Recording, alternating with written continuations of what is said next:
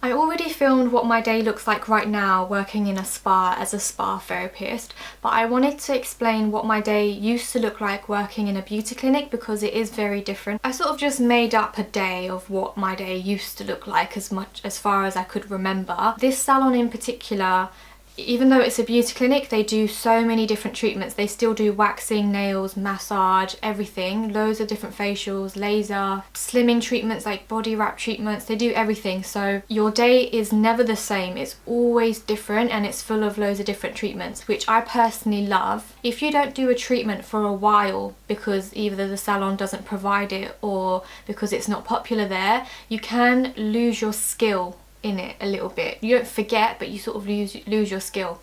But when you work in a place where you're trained in everything and you're doing all sorts of treatments all day, you end up being really good at all of the treatments. This beauty clinic in particular, the hours were 10 until 8 o'clock during the week. So I would arrive to work 10 minutes before I start, just so I can open up, you know, the lights, the computer, the wax heater, so that the wax can start heating up. As an example, I put a wax in the morning because I remember times where I would have to come into work half an hour early to heat up the wax ready for a 10 o'clock Brazilian. You don't have to come in that early to heat up the wax, but I find that half an hour is a good amount of time for the wax to be at a perfect temperature for me to work with.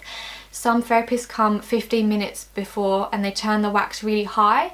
It melts and then they lower it down just before it's 10 o'clock and then it cools down a little bit. But I didn't like doing it that way. I couldn't work with the wax because it wasn't the right temperature. So on this particular day I just made it up. So I've got a Brazilian in the morning and then I've got a KC non-surgical facelift, which was very popular when I worked there. Everyone wanted a facelift that was non-surgical. And then I've got a little gap. In this gap I just did a little bit of cleaning, maybe cleaned up the wax pot because I can get quite messy when I'm waxing. And then I've got a Swedish full body massage, and then I have my lunch. My lunch was normally around 1 o'clock, 1:30. It does vary depending on the bookings. And then I've got a Hollywood wax. I remember Hollywoods and Brazilians were very popular at this salon. And then after that I have a bikini line laser. I personally didn't do a lot of laser at this salon because I was trained in KC.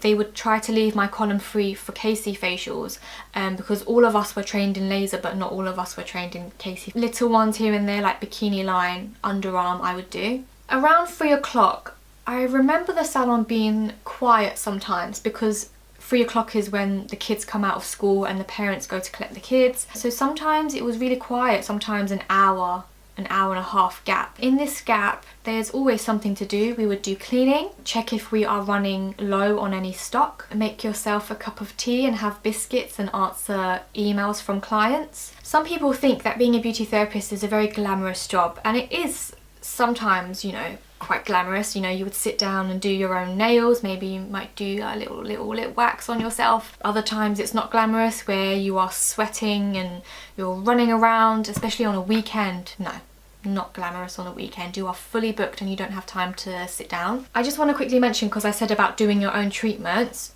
definitely ask your manager if you can do your own nails. Some managers will allow it, some managers won't, especially during working hours, and they'll tell you to come in on your day off and pay for it, but you'll get a discount, and no one normally does that. And then some managers, if you don't tell them, they'll see you doing it through the camera and then take it out of your paycheck without asking you.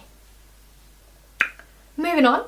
After that I've got a gel manicure, which is one of my favourite treatments, especially because the client doesn't smudge it after because it's dry.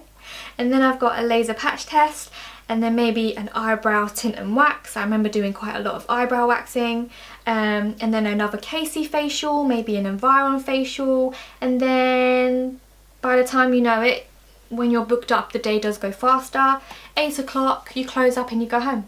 So that is what my day would look like, but this is like on a Monday or Tuesday. It's pretty relaxed, but this is not what it looks like on the weekend. On a Saturday especially, Saturdays were my worst days. I hated Saturdays. It was like back to back with appointments. Clients will be late and then it will affect your whole day. Running around like a crazy person. It doesn't matter which salon you work at, Saturdays are going to be your worst days. They are so incredibly busy. So that is pretty much what my day used to look like working in a beauty clinic.